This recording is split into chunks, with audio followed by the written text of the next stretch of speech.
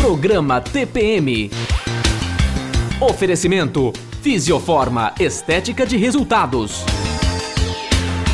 Vivenda do Brasil, cosméticos inteligentes. O programa TPM de hoje está muito interessante. Nós vamos falar sobre sexualidade, orientação sexual, disfunção sexual e muito mais. Então fiquem atentas que o programa começa agora.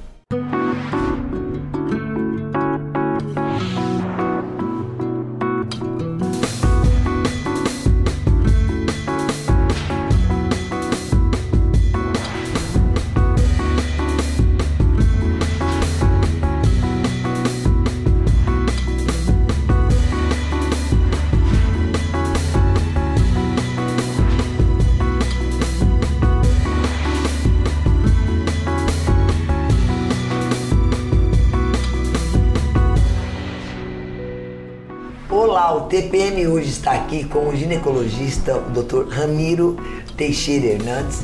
E nós vamos falar, gente, sobre um assunto fantástico que você vai amar. Doutor, é um prazer imenso tê-lo aqui conosco. É meu estar aqui. Pois é, doutor. E aí, o que é realmente sexualidade? A sexualidade, na verdade, é um pool de situações, né, que envolvem a percepção do indivíduo de como ele se sente, a percepção que ele tem do próximo, seja uma pessoa que lhe interessa, uma pessoa que atrai, uma pessoa que desperta emoções. É um padrão de ser, de se vestir, de comportamento, ou seja, é um todo. Ela não se restringe apenas, por exemplo, a maneira de se vestir e agir, mas a maneira de pensar, a maneira de sentir, de se relacionar, de como ela interage com o meio, interiormente e exteriormente. Bom, então aí você está falando, eu quero já te jogar uma pergunta. A orientação sexual, de que forma que você tem que colocá-la para esse indivíduo? A orientação sexual, ela é uma resultante. Como assim? Todo o processo, desde o nascimento, infância, adolescência, esse indivíduo que está crescendo, ele vai se relacionar no social e ele vai perceber uma atração também pelo próximo. Se é uma orientação voltada para um comportamento heterossexual, ele é uma pessoa que tem uma orientação heterossexual. Se é uma pessoa que tem uma afinidade, uma percepção, uma sensibilidade para a pessoa do mesmo sexo, ele é uma pessoa de orientação homossexual.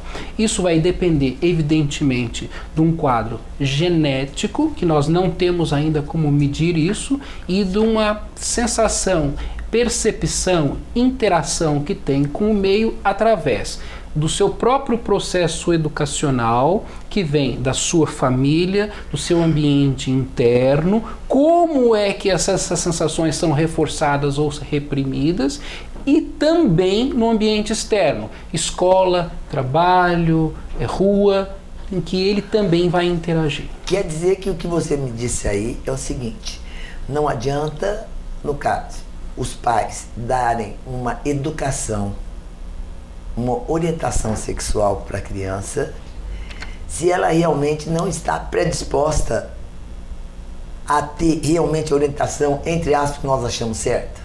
Olha, essa pergunta é uma pergunta extremamente inteligente.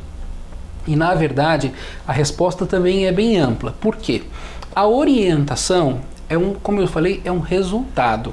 Certo. O que a gente tem é falar de educação sexual.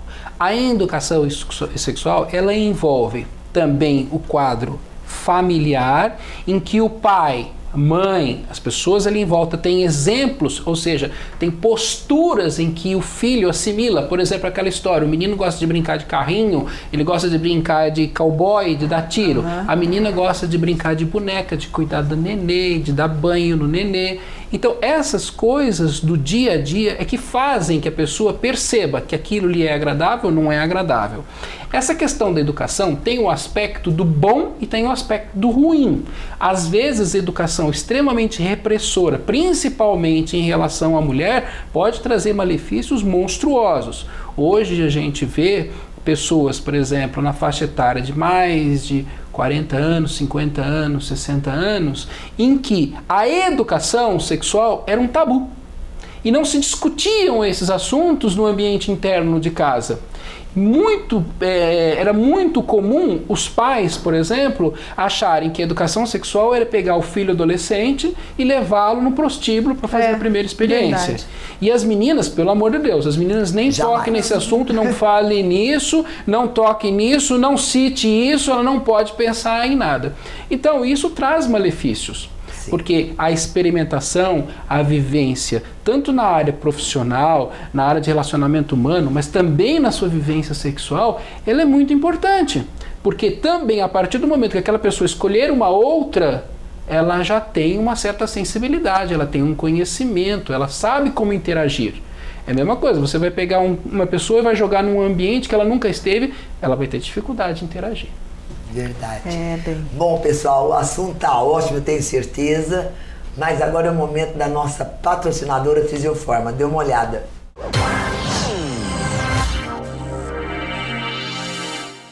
Verão combina com viagens, praia, piscina, mas não combina de jeito nenhum com gordura localizada, celulite, pelos, amostra. Mas para isso, né, tem a Fisioforma Estética de Resultados que vai te ajudar. Acabou de chegar uma super novidade para gordura localizada, olha, que congela e destrói as células de gordura. Você perde até 25% dessa gordura e já tem resultados na primeira sessão. Tem também o Dreamline, né, que já na primeira sessão você perde de 2 a 4 centímetros. Tem também ótimos aparelhos que agem como uma britadeira, quebrando os nódulos de celulite, e outros que tratam celulite, gordura e flacidez tudo ao mesmo tempo.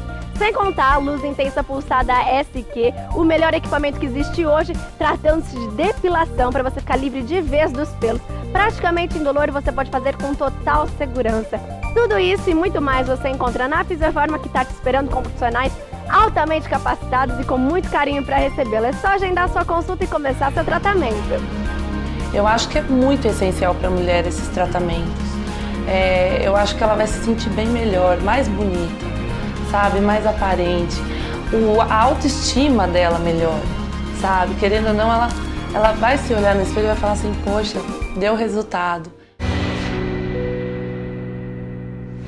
De volta dos nossos comerciais, estamos recebendo hoje o ginecologista Dr. Ramiro Teixeira Hernandes, que está nos esclarecendo a respeito da orientação sexual. Nós estamos falando sobre sexualidade, sobre disfunção sexual, e é isso que eu quero falar agora. O que é uma disfunção sexual, disfunção de excitação, de orgasmo?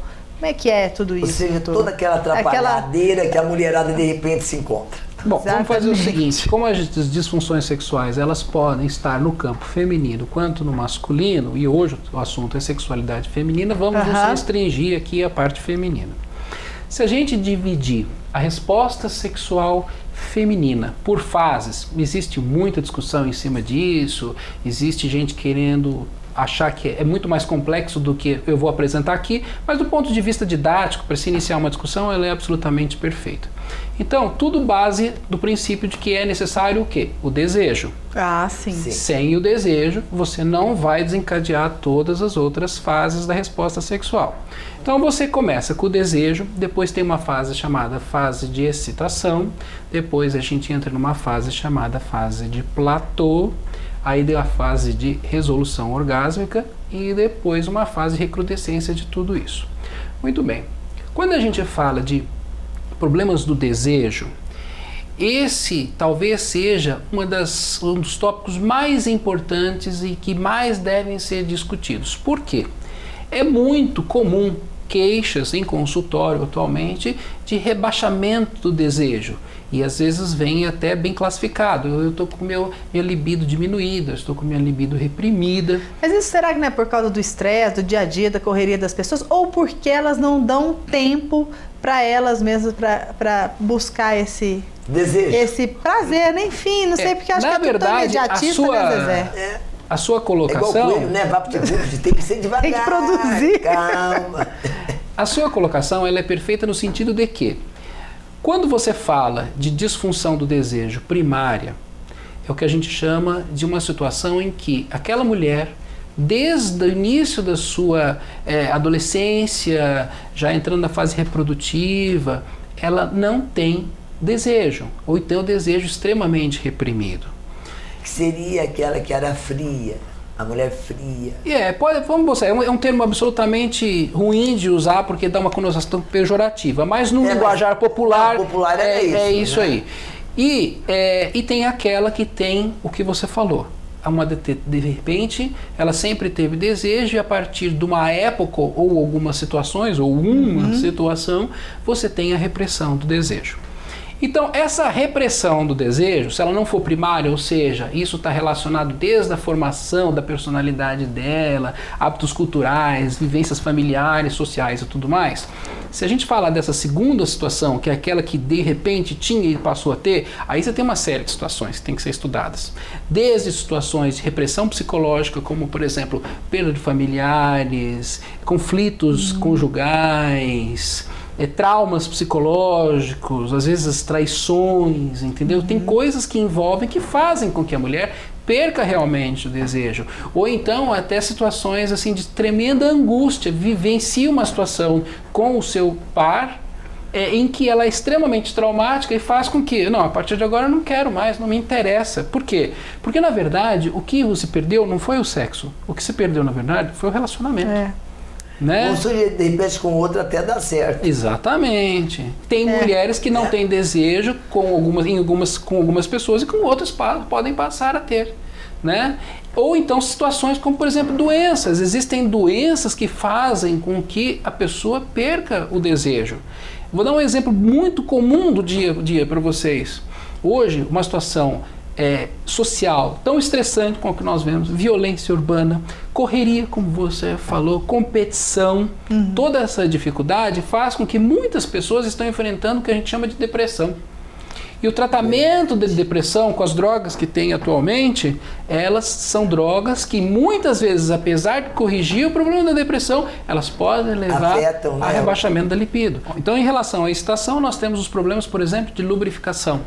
Né? E em relação à questão da resolução, nós temos o que? A anorgasmia, que são as mulheres que não conseguem ter orgasmo. E esse problema ele pode ser um problema apenas de relacionamento, pode ser um problema em que muitas mulheres não têm orgasmo mesmo com a penetração e às vezes são necessárias recorrer a outras coisas como sexo oral, como por exemplo masturbação, e isso não deve ser tratado como um dilema, um grande problema, mas é uma característica daquela mulher e pode ser tratado de uma maneira absolutamente normal e achar que aquilo é normal.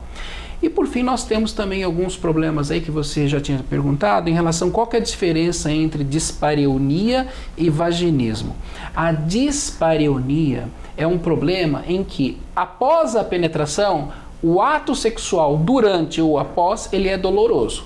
Isso pode ser também por problemas psicológicos ou pode ser por problemas orgânicos, endometrioses, cistos, infecções e tal. O vaginismo não. O vaginismo são contrações muito intensas da musculatura perineal que inclusive impedem a penetração. Nossa, mas tudo tem tratamento? Tudo tem tratamento. Então, gente, o negócio é realmente perder esse mito perder a vergonha de falar sobre o assunto. É sobre sensualidade, sexualidade, que isso, gente, é a alma do bom viver. Se tiver algum negócio meio torto, tudo dá certo. Não se desespere, não é verdade, doutora? É verdade, é verdade. É isso aí, beijo, tchau, até mais.